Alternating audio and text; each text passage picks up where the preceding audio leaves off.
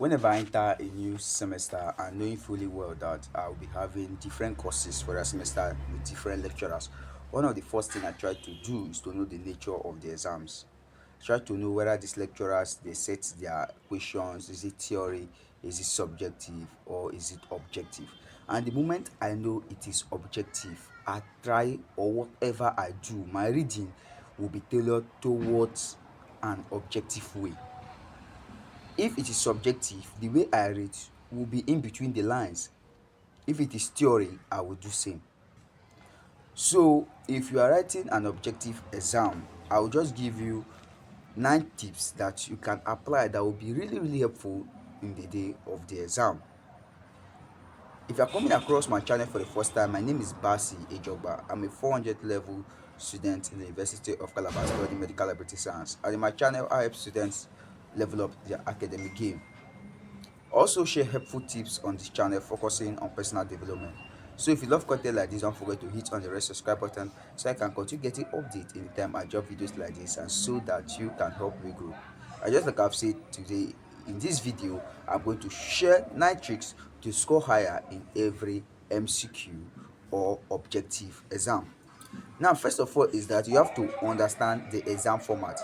Understanding that the exam format is objective is one thing, and also knowing fully well that there will be negative marking in this exam is another thing.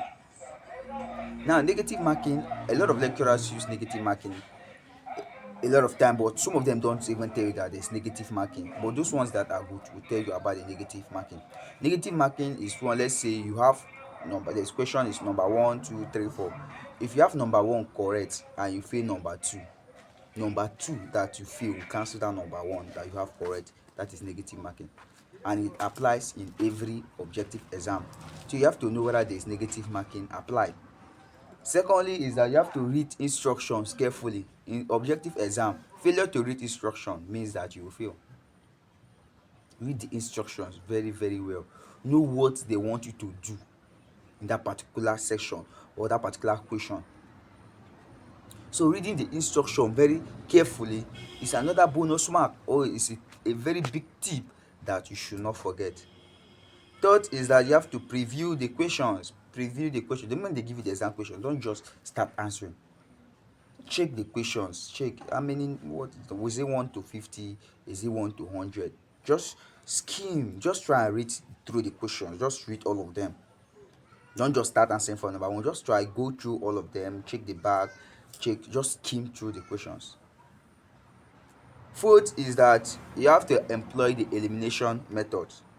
Let's assume you have a question, and question number 4 is there. You read the option.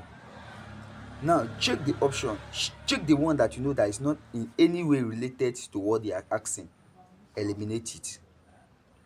When you eliminate that wrong option, it gives you the chance to focus on those ones that you know that are related to the concept.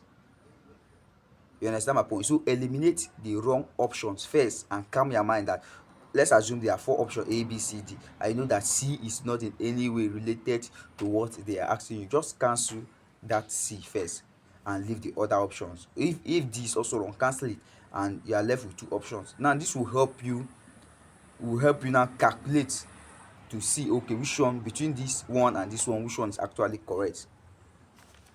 The fifth is answering what you know first. When you have an objective exam, don't crack your brain. It's not a must that you must start with number 1. If you know that you don't know number 1, leave it. Go and start with number 50. Start with the ones that you know first, because there is no time when it comes to objective exam. I know what I'm telling you. I wrote my objective exam in 45 minutes, whether 100 questions, whether 60. The time set for objective exams MCQ is just 45 minutes.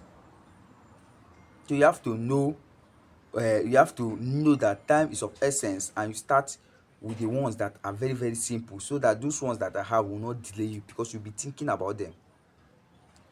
6 is that don't overthink. Let me tell you the truth. Your instinct is always correct. Your first instinct is always correct. With the moment you see a question and you look at the answer, that first answer that comes to your mind is correct. I'm telling you the truth. it works 90% of the time.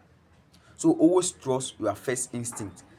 Don't tick an answer and probably later on doubt will start entering and you go and cancel it. You will regret. I know what I'm telling you. When I wrote my JAMB exam, I found out that those after answering my biology, that thing happened in biology. After answering my biology, I answered them, but when I found out that I still have time and I was through with all the questions, I still went back again and started changing some of the answers. I tell you the truth, those answers that I changed were actually correct. So always trust your first instinct. Don't overthink it. The seven is that you have to watch for similar options, just like I have said in eliminating the unrelated answers or the wrong answers. So you have to watch for related options, because in every question they set, at least two options will relate. The moment two options relate, you say you eliminate each other two naba. So that is same thing I'm saying. So always look for similar options.